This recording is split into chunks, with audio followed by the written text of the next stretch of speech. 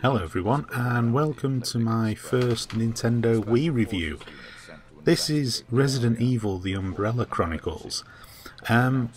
It's not that I've only just got a Nintendo Wii, I've had one since it was launched, but up until recently I'd never really... Well, to say I never really had any games I wanted to do reviews for is a bit of a lie. I think I just got really bogged down doing other game reviews, and I don't play on the Wii as much as I do the other consoles, and it tended to get passed by. So I thought, well, the first review I'll do after my 100th episode, I'll make it a Nintendo Wii one, and a Resident Evil one at that. This is the Umbrella Chronicles, as I've already said, and this is, well, back in the day it would have been called a light gun game, but I guess it's not called that now. I suppose it's an on-rails shooter is how they describe these type of games now. And it's pretty good. It sort of starts with a bit of the backstory behind Resident Evil 0. And it sort of carries on through the series from there. It centres around it kind of centres around the more earlier type of events in the series.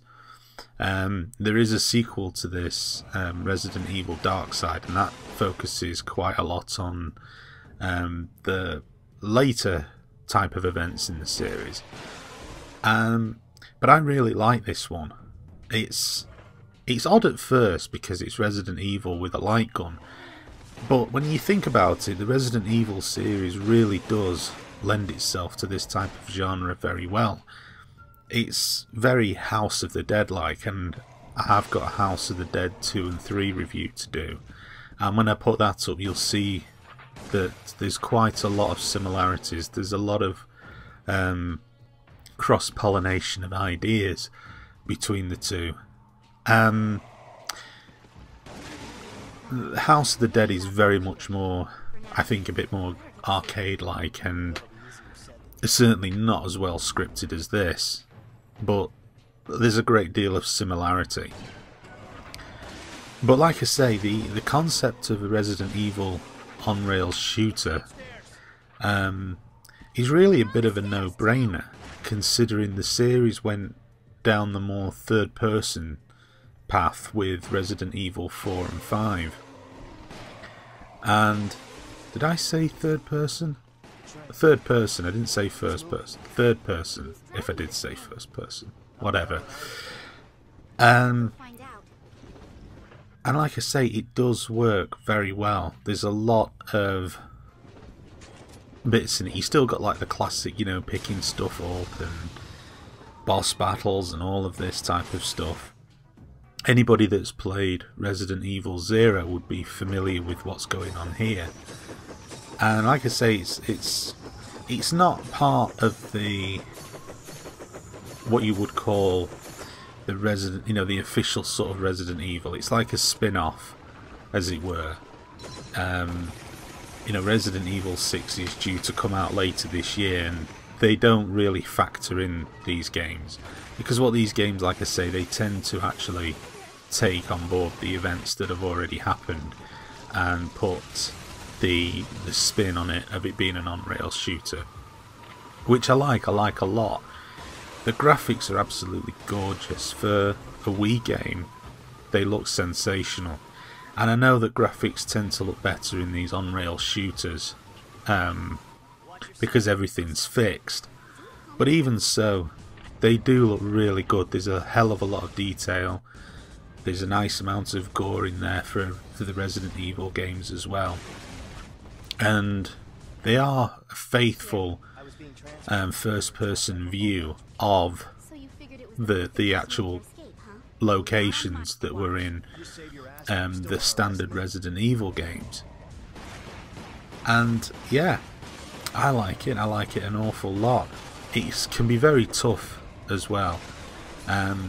The controls can take a little bit of getting used to. Some of it's quite intuitive, but sometimes the reloading bit you have to sort of swing the... well, I found I had to swing the Wii remote away from the screen to reload, which could be a bit of a pain in the arse. And sometimes the quick time events can be a bit difficult as well. You know, you're pressing the button, but sometimes it doesn't appear to respond. This is one of the boss battles here, which is the giant scorpion. And they say, you know, as you can see, it does work very, very well. It does really put you into the shoes of the character you're playing. There's essentially two characters. One is Rebecca, and the other one is the mercenary, who I've gone and forgotten his name. Marvellous. Yeah, you can play as either one of those two players. And yeah, like I say, it's good.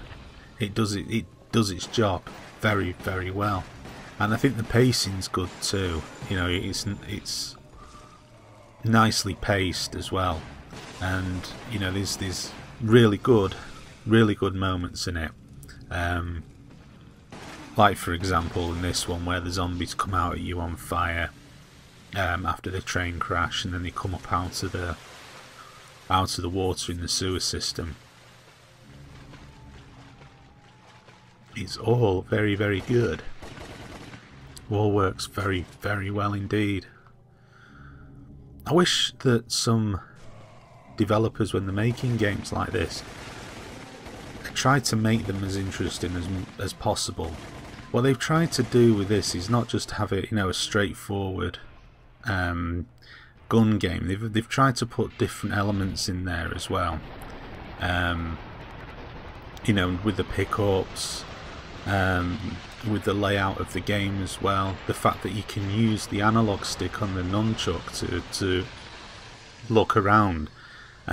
It's quite limited. I mean, this isn't going into the realms of being a first-person shooter by any stretch of the imagination, don't get me wrong, but still it's nice to have a bit more of a degree of control over the environment, over where you're looking and so on, and that's useful for picking things up.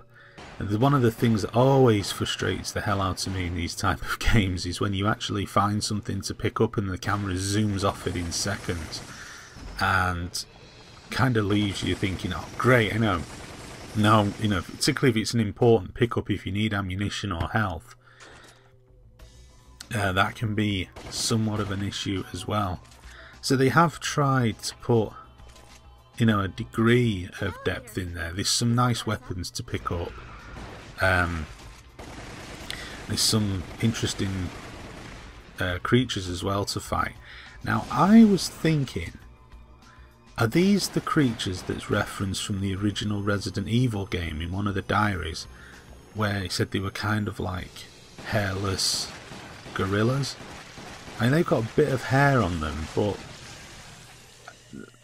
I always thought that was referring to the hunters in the original Resident Evil game, but they do look like some form of a gorilla type thing.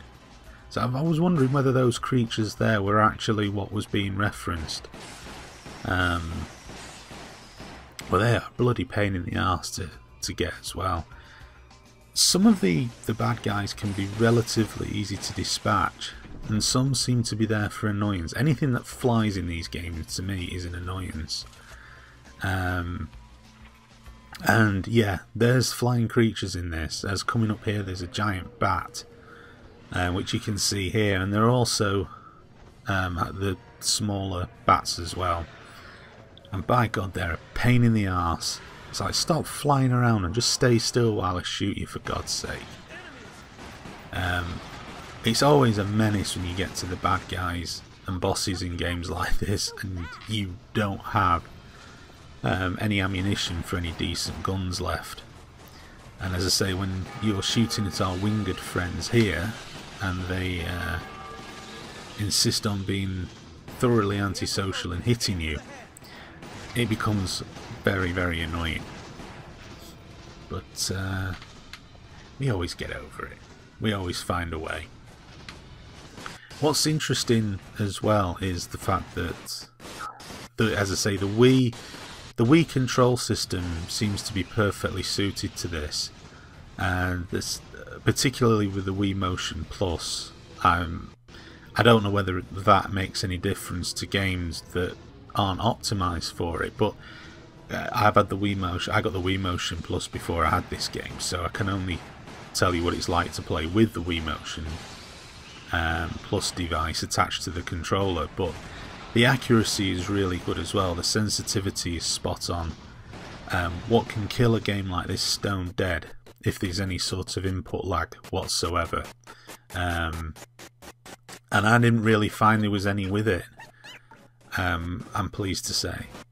And so, yeah, it's a fine example of an on-rail shooter on the Wii.